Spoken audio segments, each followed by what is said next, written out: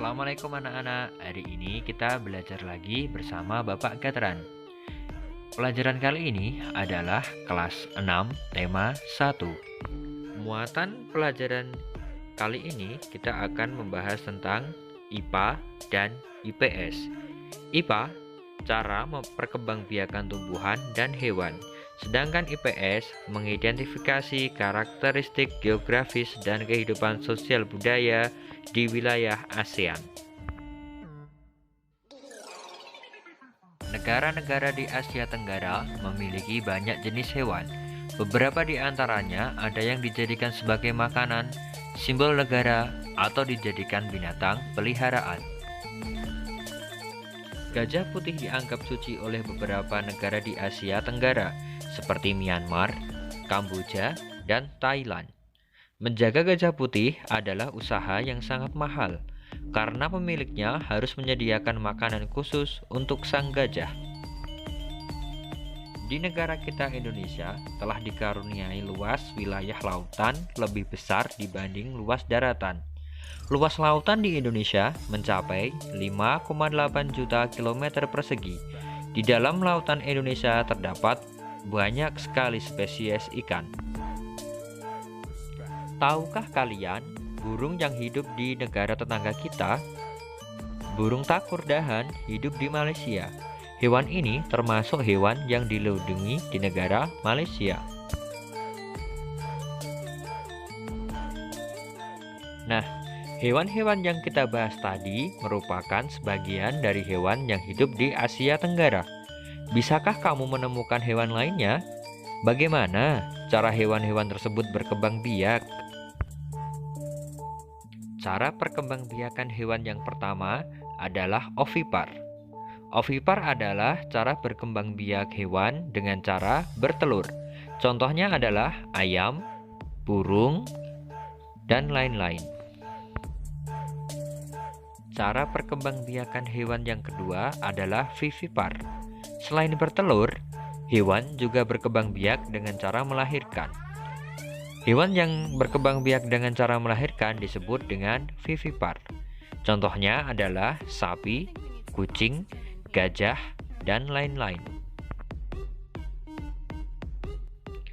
Adakah hewan yang berkembang biak dengan cara bertelur sekaligus melahirkan? Jawabannya adalah ada. Contohnya adalah ular. Beberapa jenis ular tidak selamanya melahirkan anaknya.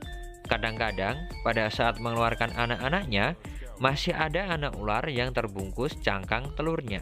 Perkembangbiakan seperti ini dikatakan bertelur sekaligus beranak atau disebut ovovivipar.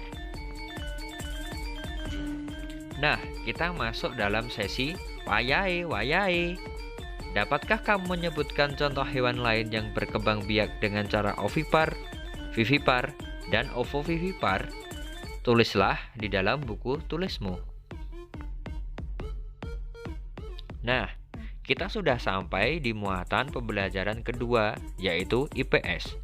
Kawasan Asia Tenggara terletak pada jalur perdagangan dunia. Kawasan ini menjadi jembatan antara kawasan Eropa dan Asia Timur. Oleh karena itu, Asia Tenggara menjadi wilayah persaingan bagi pihak-pihak yang ingin memanfaatkan kedudukan strategis kawasan ini. ASEAN berperan sebagai wadah untuk menghindari persengketaan yang mungkin timbul. Dengan posisi yang strategis ini, setiap negara di Asia Tenggara memiliki kekayaan sumber daya yang menjadi kekuatan negara. Negara ASEAN yang pertama adalah Brunei Darussalam. Negara ini terkenal dengan kekuatan sumber daya alam berupa minyak bumi dan gas alam. Brunei menjadi negara di Asia Tenggara yang memiliki pendapatan per kapita tertinggi karena gas alamnya. Negara ASEAN berikutnya adalah Singapura. Singapura merupakan negara paling maju di kawasan ASEAN. Letak Singapura sangat strategis.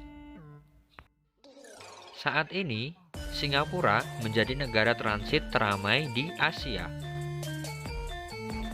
Kini kita sampai ke negara kita, yaitu Indonesia. Sebagai negara kepulauan terbesar di kawasan ASEAN, Indonesia memiliki ragam sumber daya alam yang sangat kaya. Banyak hal yang dapat dikembangkan untuk memperkuat perkembangan ekonomi Indonesia. Saat ini, Indonesia mengekspor minyak dan gas bumi, tekstil, dan produk-produk dari kayu. Pertambangan menjadi salah satu pintu masuk para pengusaha mancanegara ke Indonesia. Keindahan alam Indonesia merupakan daya tarik yang menjadi sumber devisa negara dari sektor pariwisata. Negara berikutnya adalah Kamboja. Di Kamboja mengalir Sungai Mekong. Daerah di sekitar Sungai Mekong merupakan daerah yang sangat subur. Mata pencaharian penduduk Kamboja adalah pertanian. Hasil pertanian Kamboja yang besar adalah padi dan karet. Laos bertetangga dengan Kamboja. Negara ini dilewati oleh aliran Sungai Mekong juga. Sama seperti dengan Kamboja, kegiatan pertanian banyak dilakukan di sepanjang aliran sungai ini. Sebagian besar hasil pertanian dinikmati oleh masyarakat Laos. Selanjutnya adalah negara Malaysia. Kegiatan ekonomi utama penduduk Malaysia adalah di bidang pertanian, pertambangan, dan perindustrian. Perdagangan internasional merupakan salah satu kegiatan ekonomi Malaysia yang mengalami pertumbuhan sangat cepat. Peralatan elektronik, minyak, dan gas bumi diekspor ke negara lain. Produk dari kayu, minyak sawit, karet, tekstil, sepatu, dan bahan-bahan kimia diperdagangkan di dunia internasional.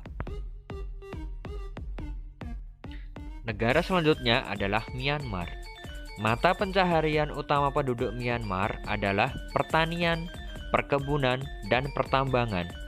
Padi merupakan hasil utama dari pertanian di Myanmar. Myanmar sendiri merupakan salah satu negara penghasil padi terbesar di Asia Tenggara.